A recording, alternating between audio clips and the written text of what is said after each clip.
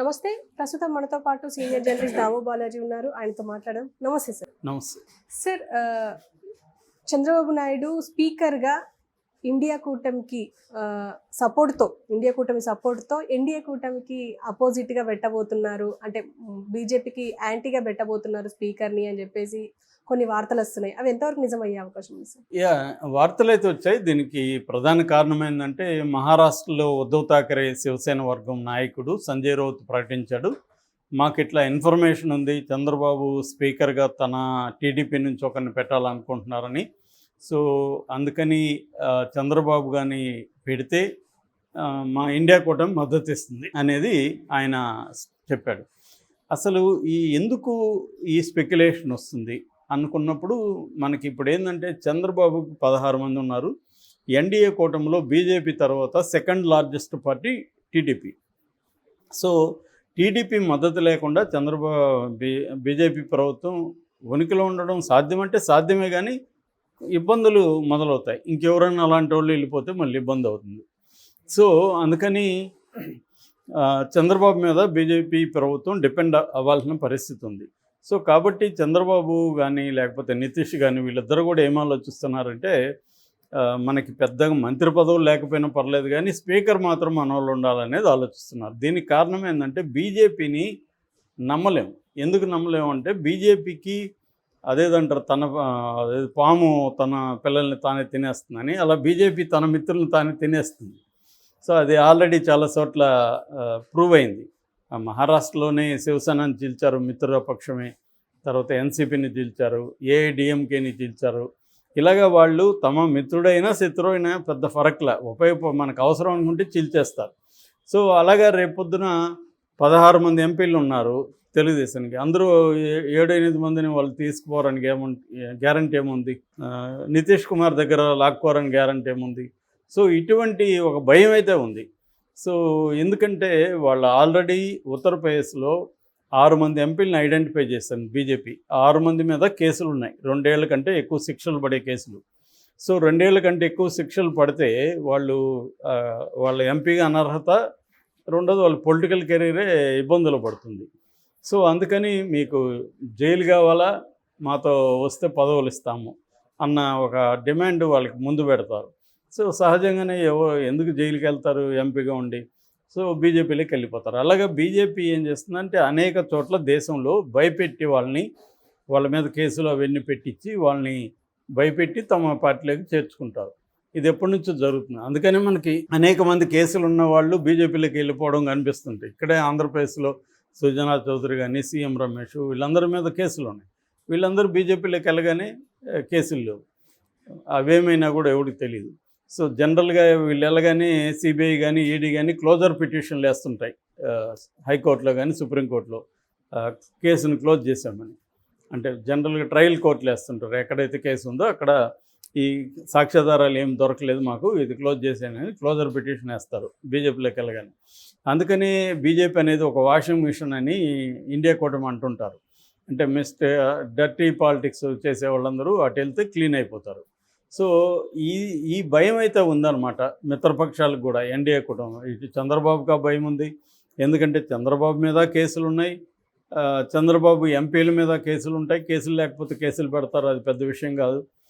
So అందుకని చంద్రబాబుకి కానీ నితీష్ కుమార్కి కానీ భయం ఉంది. అందుకని వీళ్ళు స్పీకర్ డిమాండ్ చేస్తున్నారు. స్పీకర్ ఉంటే దాని ఏమంటారు, ఫిరాయింపు చట్టం కింద స్పీకర్కి విశేష అధికారాలు, విచక్షణ అధికారాలు ఉంటాయి, డిస్క్రిషనరీ పవర్స్ ఉంటాయి. సో ఆయన అనుకుంటే వాళ్ళ మీద వెయిట్ వేయచ్చు, లేదనుకుంటే వదిలేయచ్చు. ఇప్పుడు మనం చూసాము, వెయిట్ వేయమని రఘురామకృష్ణరాజు మీద వెయిట్ వేయమని వైసీపీ వాళ్ళు ఇప్పటి నుంచో అక్కడ మొరపెట్టుకుంటున్నా కూడా చేయలేదు, ఎంత క్లోజ్గా ఉన్నా కూడా బీజేపీ.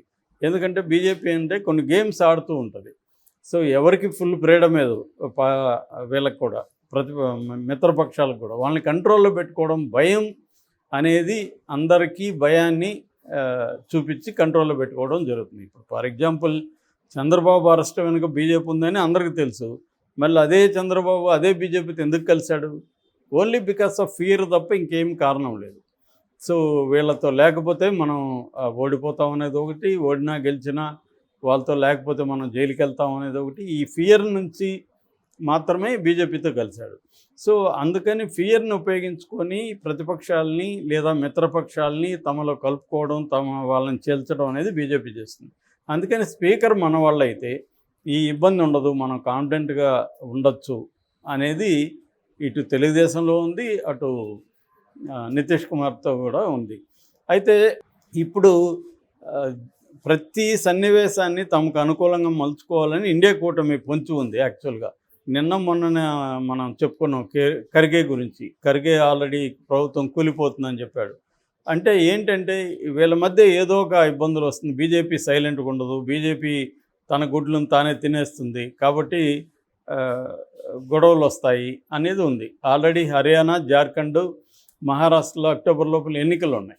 అక్కడ కానీ రాష్ట్రాల్లో బీజేపీ కానీ బలహీనపడితే బీజేపీని అనేక శక్తులు ఇబ్బంది పెడతాయి, డిమాండ్లు చేయడం మొదలు పెడతారు. మీరు ఆ బిల్లు చేయొద్దు, ఇది చేయొద్దు, ఆ పని చేయొద్దు, ఈ పని చేయొద్దు, ఇవన్నీ బీజేపీ మీదకి వెళ్తుంది. ఆల్రెడీ మనం చూసాం, అగ్నివీర్ పథకాన్ని విమర్శించారు జేడీయూ వాళ్ళు.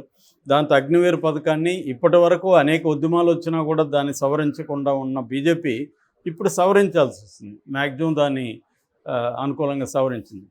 సో ఇలాగ బీజేపీ మీద ప్రెజర్, బీజేపీనే ఇప్పుడు అదేదో అంటాం కదా, ఒక వీధిలో ఒక రౌడీ ఉంటాడు, వాడే అన్నీ ఉంటాయి. ఇప్పుడు ఇంకొక ఇద్దరు పక్క రౌడీలు, చిన్న రౌడీలు వచ్చారు.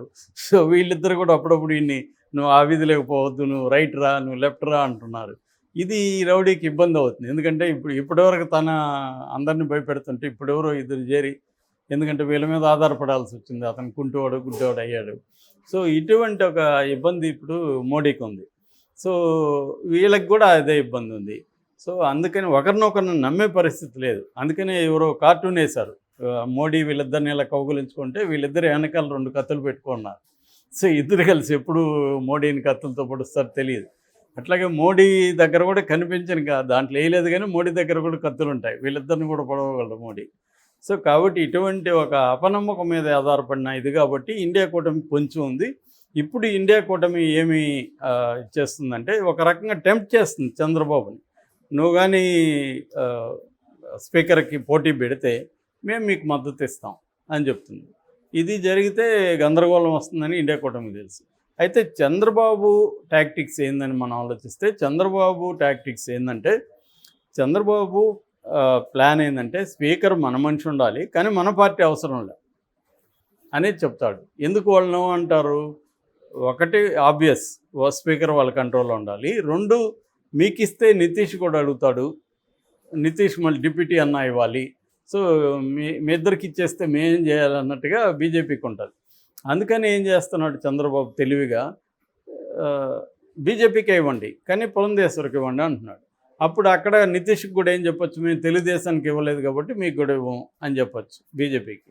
చంద్రబాబు తన పని అవుతుంది, ఎందుకంటే పురంధేశ్వరి తన కంట్రోల్లో ఉంటుంది కాబట్టి చంద్రబాబుకి ఇబ్బంది లేదు. ఇది చంద్రబాబు టాక్టిక్స్. సో ఈ టాక్టిక్స్ వాళ్ళకి తెలియక కాదు, ఇండియా కూటమి కూడా చంద్రబాబు గురించి సమగ్రంగా తెలుసు, గతంలో పనిచేశారు, కలిసి పనిచేశారు, అవన్నీ ఉన్నాయి. కానీ వాళ్ళ ప్రయత్నాలు వాళ్ళు చేద్దామని, కన్ఫ్యూజ్ చేద్దామని, గందరగోళపరుద్దామని వాళ్ళ ప్లాన్ వాళ్ళది ఉంది. ఇండియా కూటమిలోంచి ఎంపీలు లాక్కోవాలని బీజేపీ ట్రై చేస్తుంటే బీజేపీలో ఉన్న వాళ్ళను విచ్ఛిన్నం చేయాలని వాళ్ళు ట్రై చేస్తుంది. This is the power politics.